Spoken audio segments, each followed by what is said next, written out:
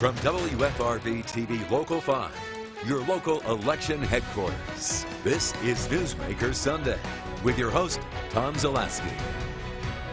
Good morning. Welcome to Newsmaker Sunday. I'm Tom Zaleski. There is a new leader in charge of the Green Bay Area Public School District. Stephen Murley began as school superintendent on July 1st, succeeding Michelle Langenfeld. Murley served as superintendent of the Iowa City Community School District from 2010 to 2020. He has Wisconsin ties, serving as superintendent of the Wausau School District from 2005 to 2010. And Stephen Murley joins us now for Newsmaker Sunday. Steve, thank you so much for joining us. I would say welcome to Green Bay, but not welcome to Wisconsin because you go way back, starting in Oshkosh, true? True. Graduated from Oshkosh West. Came back after doing undergraduate in Michigan and did my teacher certification at UW Oshkosh. Spent 17 years working here before I went down to Iowa. You started a little bit more than a week ago on this brand new job of yours. Too soon to ask you first impressions? Oh, absolutely not. I tell you, the hardest part about starting in this environment is that I'm not physically present with the folks on the team here, but I've had lots and lots of opportunities over probably about 2 months now to meet with people electronically via Zoom and Google Meets and connect with the staff here. And you asked for first impressions. The staff here, the people, are absolutely outstanding. I just encountered some wonderful educators from operations to academics, just a great team here. Yeah, this coronavirus wasn't part of the job description, I'm sure, when you applied. What's your first priority as the new school superintendent? Well, actually, I just got out of a meeting as I was getting ready to come on the air here with you and talk to the staff here about getting ready for the fall. So more than anything else right now, that's front and center for us, making sure that we're ready for students at the start of the school year, making sure that we've prepared for every eventuality. They tell us that we're not in charge of the timeline, that the virus is in charge of the timeline. So we want to make sure that we have all of our bases covered and we've got options for students, regardless of where we find ourselves in September. What got you interested in applying for this position, coming to Green Bay?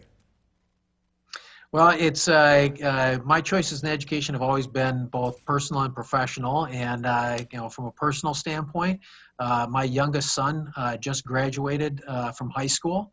I'm proud to say he's headed off to Wisconsin and be a Badger here in the fall. And I had promised him that I would let him get through high school down there in Iowa before I looked to come back to Wisconsin. And so I knew that I was hoping to come back to the state here for the start of this school year. And as I started looking at the options that were available, Green Bay came up.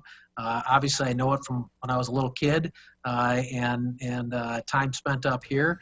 I did my research on the community. I understand the focus that this community as a whole has on public education. You think of the work that Achieve Brown County is doing right now, the connections I've had with our technical college and our university system and understanding their role in the turbocharge process. And those kinds of things really excite me in terms of creating opportunities and options for students as we work to make sure that they're college, career, and citizenship ready. Sounds as though the timing just happened to be perfectly right for you to make it up here. Have you had a chance to talk with any of the teachers in the district? I know it's tough now with Zoom and not being able to be with each other. If you have had a chance, what are they telling you? So I have, and one of the things that I just did this week was having a conversation with the Education Association that represents our staff. And I think one of the things that we know is difficult is dealing with uncertainty.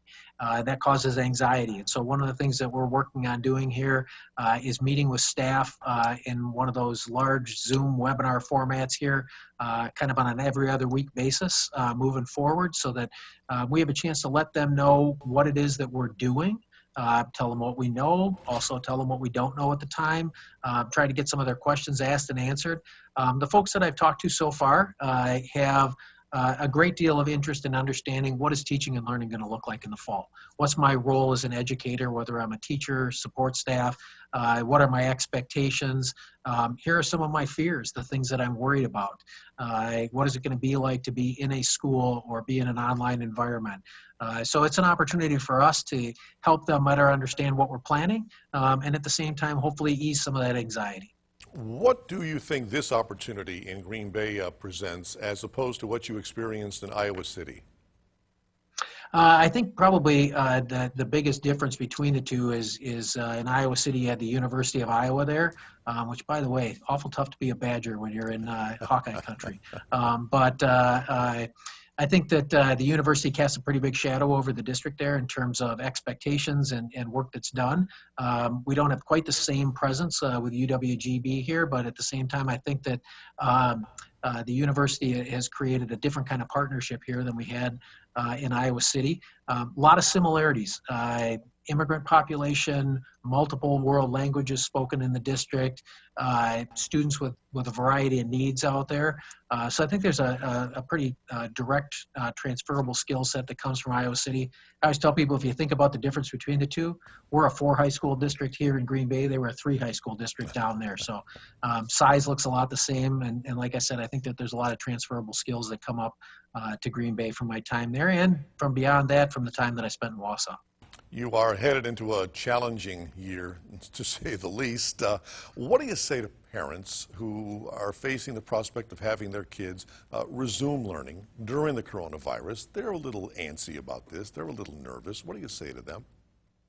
Absolutely. That same anxiety about uncertainty that we deal with our staff certainly is felt by parents. And as a dad with 3 boys, I understand that. We serve in loco parentis is the terminology that we use in education, in place of parents. So we know that they are entrusting their children to us. More than anything else, they want to make sure that their kids are safe. They want to make sure that when they come to school that we have done everything possible to ensure that the environment is healthy for them, that we are going to take care of them, and that we're going to send them home in good shape from a physical and a health standpoint. At the same time, one of the things that we're hearing from parents is a lot of anxiety about learning loss. Some parents struggled with online learning in the spring. They're worried about gaps that their kids may have in their education, and they want to know what we're going to be able to do to help them close those gaps and get their students back on track academically. And so we've got a parallel set of obligations there to make sure that we take care of the physical child, but then also to make sure that we take care of the academic and emotional child. All right, Steve, stay with us. We continue with our conversation with Stephen Murley, the new superintendent of the Green Bay Area Public School District, when we come back, so stay with us.